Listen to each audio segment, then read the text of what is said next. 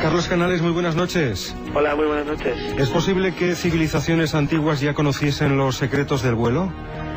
Pues desde un punto de vista teórico no, es imposible. Es decir, según lo que nosotros conocemos hoy como una civilización que somos, una civilización tecnológica, es muy poco probable que una civilización antigua conociera el arte del vuelo, ni siquiera con elementos menos pesados que el aire, porque también se ha especulado mucho, no solamente sobre lo que vamos a hablar hoy, que habéis dicho en la introducción, sino también con la posibilidad de que algunas culturas, por ejemplo mesoamericanas, pues conocieran variantes de alguna manera de los globos, por ejemplo, de aire. Pero no hay ninguna prueba arqueológica y desde el punto de vista, desde luego, de lo que conocemos hoy,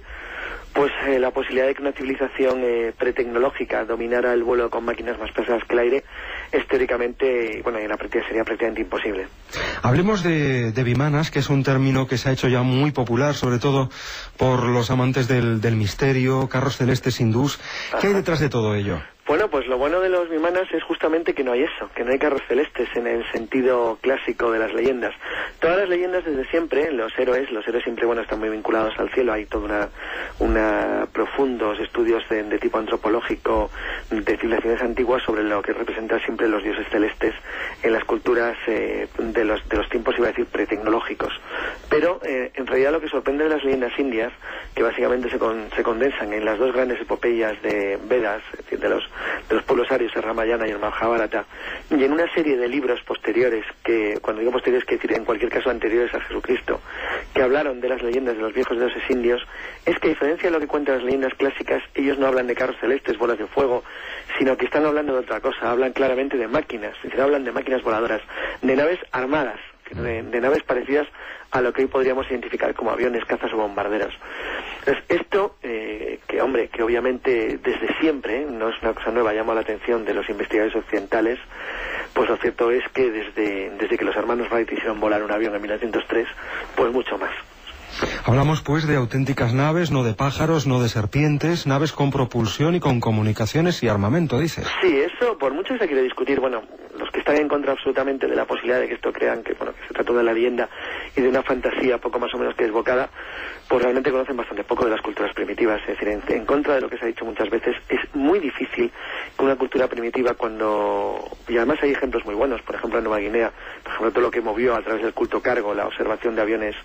europeos y americanos durante la Segunda Guerra Mundial, es muy difícil que llegaran a creer o a condensar la existencia de máquinas. Es decir, realmente lo sorprendente de las traducciones indias, y eso son traducciones de leyendas, es que están hablando de verdad de objetos voladores impulsados por motores. Entonces, esto es muy difícil de imaginaros lo que sería intentar explicar lo que es un motor de un avión actual a una cultura de hace 3.500 años. Probablemente no tendrían forma casi de transmitirlo. Con lo cual, lo sorprendente de las leyendas de la India antigua es que están hablando de una civilización tecnológica, pero quien lo está transmitiendo no lo es.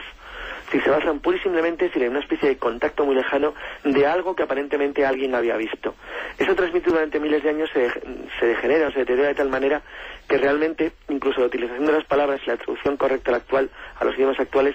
sabemos que nunca sería la correcta. No obstante, pues la verdad es que cualquiera que lea las páginas del Mahabharata o el Ramayana,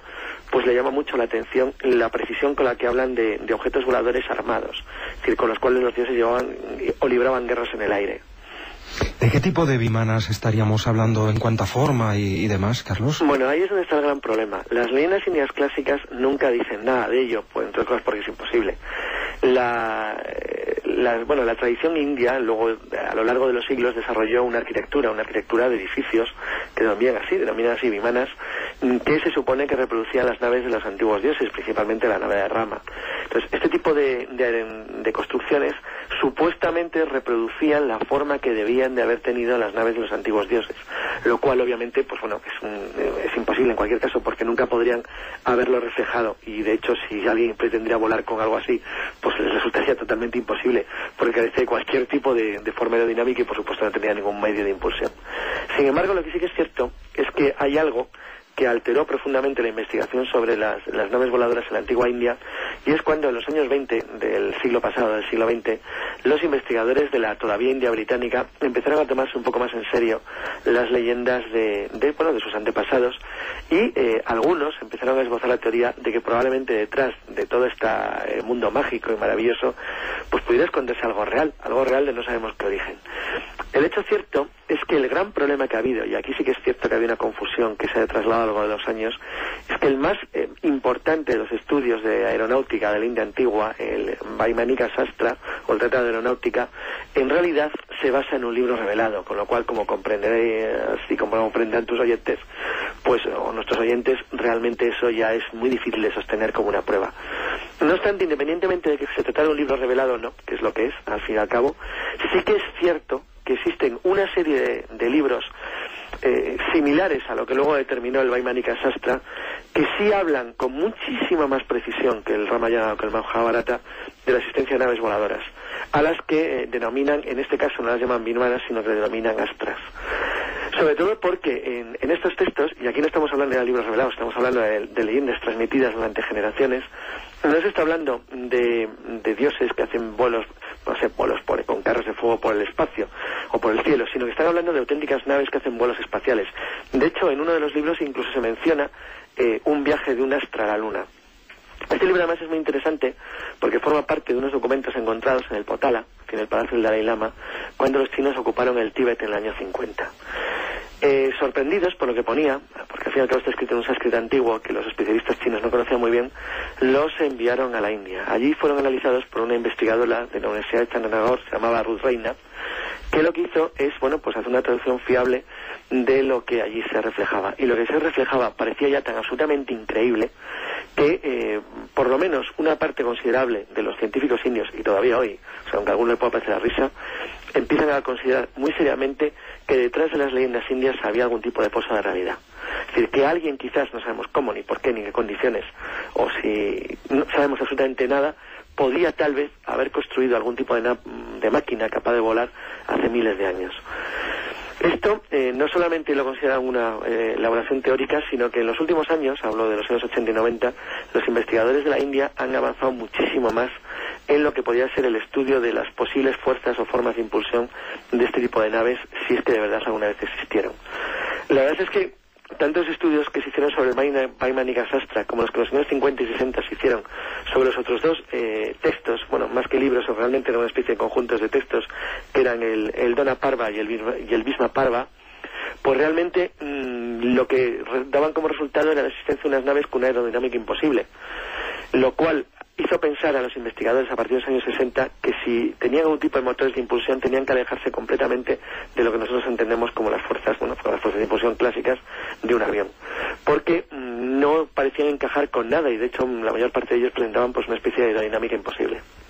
Algunos de estos libros que has comentado serían como manuales, auténticos manuales técnicos. Sí, es curioso, pero sí, sobre todo uno de ellos, y este es antiguo, este no se trata de un libro revelado, ni se trata de ningún tipo de fantasía elucubrada por investigadores más o menos influenciados por una especie de querencia de un pasado mitológico maravilloso, que no estoy hablando aquí del Vaimanika Sastra, estoy hablando sobre todo del Dona Parva y en concreto del Bhisma Parva, que se trata de libros auténticos, es decir, de libros que realmente tienen cientos o miles de años de antigüedad y en los cuales se habla con mucha claridad de máquinas. Algunos de los documentos sí son claramente manuales de pilotaje y de vuelo, que además que están orientados, a dar instrucciones a los dioses. De hecho, más que los dioses, realmente lo que hablan las leyendas, en concreto el Bhisma Parva, de los reyes sacerdotes, de los supuestos gobernantes del reino Rama, un reino que teóricamente existió hace miles de años, y cuyos dirigentes eran capaces de construir máquinas que podían volar. Entonces, sí, algunos de ellos dan información sobre la comida, trajes, fuerzas, características, entrenamiento, tipos de armas, incluso hacen una curiosísima mención a la importancia de los mantras, que luego tuvieron una enorme importancia en la tradición hindú, es decir, en la capacidad de controlar la materia a través del sonido, una cosa imposible, imposible, por lo menos con la voz, y que sin embargo ahí aparece como de una manera muy clara, como una especie de mecánica de entrenamiento que tenían que llevar poco a poco para de esa manera poder tener el control sobre sus maravillosos astras o sobre sus vimanas. Sí, desde luego resulta impresionante, ¿no?, la minuciosidad, al menos de estos antiguos textos, esa minuciosidad en la descripción de las naves, describiendo con detalle el mecanismo de los aparatos e incluso las piezas, ¿no? Claro, lo que pasa que es que el problema que tenemos es que no sabemos exactamente a qué se referían, porque, bueno, incluso en los estudios más modernos, y cuando digo modernos digo que hace 2, 3, 4, 5 años que están realizando universidades de la India, el problema que se encuentra principalmente deriva de la traducción. Y los textos que se encontraron son básicamente sánscritos, es decir, forman parte de un indoeuropeo, que al fin y al cabo tienen los mismos antecedentes pues que el nuestro, que el gallego, que el español, así que al fin y al cabo son también lenguas indoeuropeas. Sin embargo, estos textos recogían una tradición muy anterior a la presencia de los indoarios en la India, sino que hablaban de algo que había ocurrido años atrás. Por ejemplo, cuando hace unos años fotografías satélites norteamericanas demostraron que probablemente había existido lo que se llamaba el puente de Rama, que las leyendas indias hablan de un puente que unía al Ceilán con la India, bueno, pues ahí alguien se dio cuenta que, bueno, que esto empezaba a tener una cierta consistencia y que había algunos elementos que merecían la pena al menos ser investigados. En Occidente lo cierto es que la ciencia nunca se lo tomó muy en serio, pero en la India y en China no. En la India y en China la verdad es que lo toman bastante más en serio de lo que creemos, porque ellos siguen convencidos de que, bueno, de que detrás de todo ello se oculta algo realmente importante. Pero como te decía, el problema fundamental consiste en la traslación de los términos. Es decir, tú imagínate que alguien que habla un idioma como el nuestro, que imaginemos a alguien que habla español, que tú le sacas pues de un pueblecito, y vamos a alejarnos incluso de Europa, coges a alguien de un pueblecito de Ecuador o de Perú que hable español perfectamente, lo traes aquí y le dices que te intente explicar el sistema de funcionamiento de un misil balístico